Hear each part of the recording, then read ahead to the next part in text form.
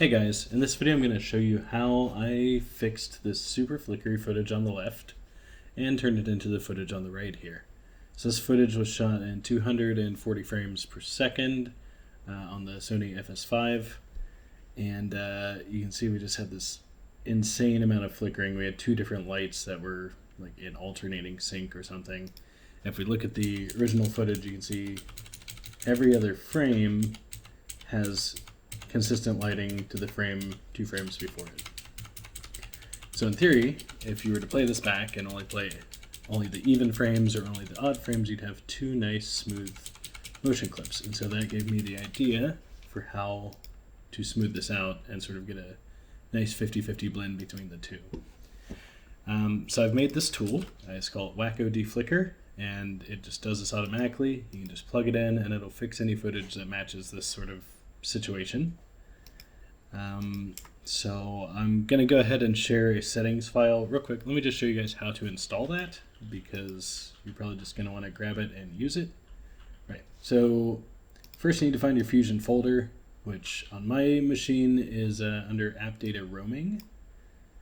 Blackmagic Design, DaVinci Resolve Support Fusion. The quick way to get to that folder is %appdata%. Hit enter, and then you can find Blackmagic Design, DaVinci Resolve, Preference, Support Fusion. There we go. Support Fusion, and then macros. Also another place you can drop this, and it'll also load it. You can go to C, and there's a hidden folder called Program Data, and you can go in there, Blackmagic Design, Resolve, Fusion, macros. Basically, you can drag this .settings file to either of those locations. You can see on mine I have Wacko Deflicker.setting. And once you do that, it'll just show up. You can do Shift Space to add a tool, and you can just type in Wacko Deflicker, or it'll show up under macros right there. Anyway, so how does this work? So I actually first made this tool in Nuke, but Nuke was a pain to get footage in and out of, and I was already editing in Resolve, so I figured I might as well start learning Fusion and see if I can build the same tool in Fusion. And luckily enough, I was able to get it working. So you're just going to choose the footage that you're trying to clean up, go to Fusion, and basically you create 2 time speed nodes, and what these are doing is speeding up the footage to 2 times speed, and one of them is offset by 1 frame, which to do that, since it's at 2 times speed, you do 0.5 is going to be 1 frame offset. And you set the interpolation mode to nearest. That prevents it from blending any frames. So if I just play this right now, you can see it's a smooth, just one side. You can see it's twice as quick as the final output, but it's one side of the lighting scenario. If I click on the other one, we get the other side, the dark side. And you can see it actually has rolling bands going over it as well. So even that isn't perfect. So if you wanted to just accept a 120 FPS version and just take every other frame, it still would have problems. Anyway, so we do that, and then we create an optical flow node, which is just going to calculate the motion of that footage. And then you create another time speed.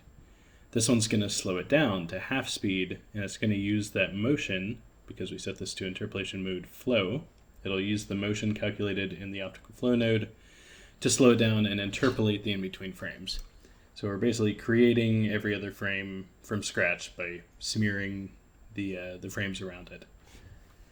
And we're going to do that for both clips. So this one also gets an optical flow and a time speed of 0.5. And on this one we do the offset again to move it back 1 frame forward. So they're both synced up. So if we look at both of these, they should look like they're at the exact same place in time. Like their poses and everything should match, but they're going to have the inverse lighting. And one of these is an interpolated frame. I believe this bottom one is. And the top one is just playing an original frame. And if we go forward another frame, now this top one is showing an interpolated frame, and this bottom one is showing an original frame. So they're basically alternating, taking control of, preserving detail in the shot. Then you take your final output is just going to be a dissolve, where you blend the two together 50-50. And basically, you get about the best case scenario that you could get from this sort of footage. Now, this won't work for shots that have a whole ton of motion, Now this won't work for shots that have a whole ton of motion. Typically you're just going to use this for slow-mo footage though, so it's already going to be very slow, so it'll probably work pretty good. This isn't the best way to handle things like rolling lines going through your footage, but you can see it did handle the situation pretty well on this, so I figured I'd go ahead and share it. There are plugins that do the same sort of thing.